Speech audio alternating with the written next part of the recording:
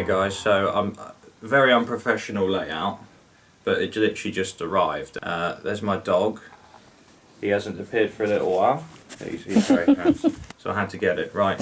I told my mother as well. I said you'll be really amused by this, because I thought it was very. I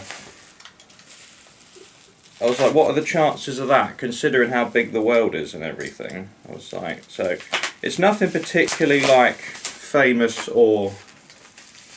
I mean, it's fairly rare. Apparently, they don't exactly pop up often.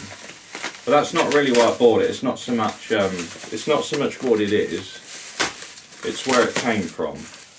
So this will now be the oldest rifle I have. It's considerably older than anything else I've ever bought. It's not airsoft, by the way. It's Section 58. So it's a live firearm, but it's antique status. Look at that. I say that's very front heavy. It's very tiny as well, right? So I'm assuming that's the breech, yeah.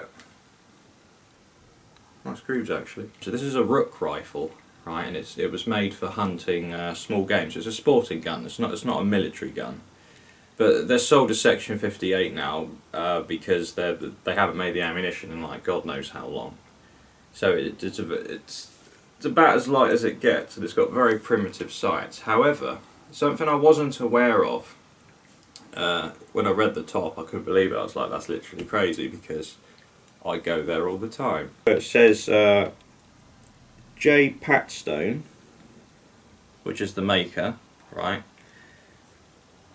Also, this is from 1870, so it's Victorian vintage, right? And it says on top, so it's J.Patstone, 25 High Street, Southampton. There you go.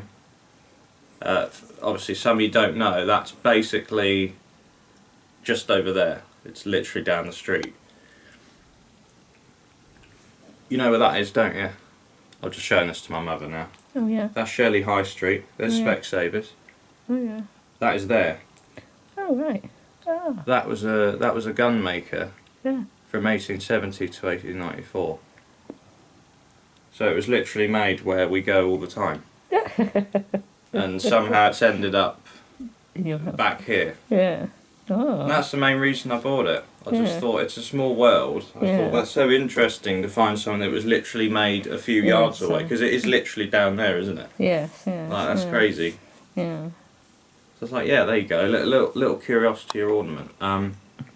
Where I don't buy DX anymore, because like the EU spec thing has butchered everything, in my view, at least most things, to the point where I'm not interested. But obviously these sort of things, where they're Section 58, they're completely untouched, they're not deactivated, which is nice, because as bad as the specs get, these things aren't affected. Yeah, so it's like a break open. It's like a break open. So you've got this hinge here, and that appears to be the extractor, which pops out. We'll be all gentle with it all. But yeah, it's the barrels at the bore's actually pretty nice nick. I don't think it's been shot excessively, but it's definitely had some rounds. And then you've got this little single action. Oh, okay, you've got to let that pop out maybe. Yeah, there you go. So you've got this little single action hammer here, and there's the back of your firing pin. I don't like dry firing guns, but I'll do it once. There you go. And very simple. And there appears to be a little flip up sight for 100, which will obviously mean 100 yards. So yeah, apparently you could hit something that distance with it. Although firearms from this era, they're kind of well known for having sights that are graduated ridiculously further than what you're actually going to expect. So the funniest one would probably be like a Mauser C96 broom handle, and it had like the same sights as the Mauser K98. It's got this big ramp sight, which is obviously ridiculous for a 7.63 or a 9mm pistol, whichever version you had. But that thing's a lot more realistic, as it's just a simple little thing. Anyway, not too much natter, but you got a caliber mark in there, .300. Yeah, it's just quite. I thought it was quite funny in this world where guns are made absolutely everywhere. That was literally made like at the end of my street. which is hilarious. No spoilers, you don't ever get to find out where I am, because people knocking at the door and saying, "Hey, Taz101 Saga, I'm such a huge fan." Sorry guys, you have to arrange that via appointment only. Alright, well thanks for watching. If you guys got any questions about, if you've never heard of Section 58 and things like that, if you've got any questions about that and how you go about that, you can post that down below.